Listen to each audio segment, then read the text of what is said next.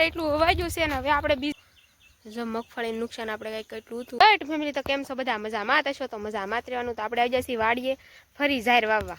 આપણે સિંગ વાવેલ હતી, બધું વરસાદના કારણે પલળી ગયું છે, તો આપણે ફરી વાવણી કરવા આવી જઈએ.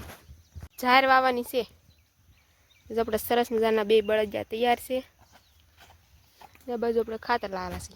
આપણે બળજાને દતાર જોડવા મીણ્યા છે. મારા પપ્પા વાવણીઓ જોડવા મીણ્યા છે. જો ખાતર ભેળ નાખ્યું છે.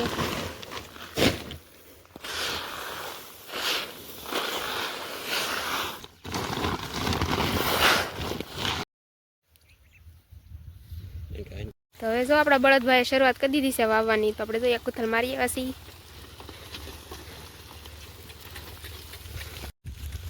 આપણે તો સરસ મજાના બળદભાઈ હાલે છે. પાછા ઉભા રહી ગયા.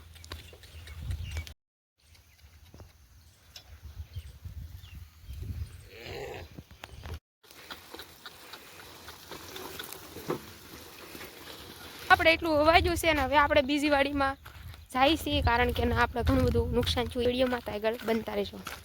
તો આ બાજુ જો વરસાદ આવ્યો હશે એટલે આમાં માંડવી પણ ઉગી ગઈ છે.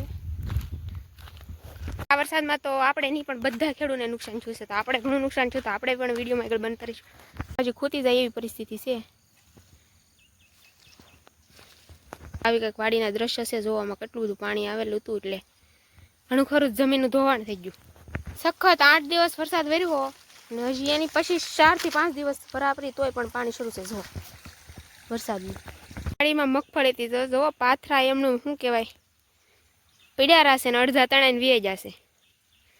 અડધા પાથરા તણાઈને વી જશે. આ બધું થોડાક રાલા છે, કારણ કે આ બાજુ છે આપણે નેવડી, તો આમાં તણાઈને વી જશે. ઘણું બધું પાણી આવે એટલે પાથરા પીડ્યા હા, પણ હવે તો બધું ફેલ વહી ગયું. આખું ખેતર ફેલ ગયું.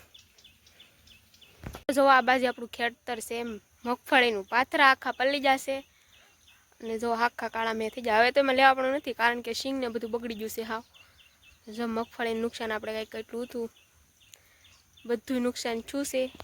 તો શું કહેવાય, વરસાદના કારણે પાયમાલ થઈ જાય. સરકાર કંઈક સહાય આપે તો ઠીક છે, નકર ખેડૂતને બધાને બહુ નુકસાન છે. ના પાથરા છે, અડદ બધા ઉગી જશે. તો જો આખા ખેતરમાં પાથરા છે ને બધા અડદ આપણે ઉગી જશે. જો તમે એટલી વાડીમાં તો આપણે એટલું નુકસાન થયું છે. તો આપણે વાડી મૂકીને જઈશું, કારણ કે જીવ બળે છે ખેતર જોઈને.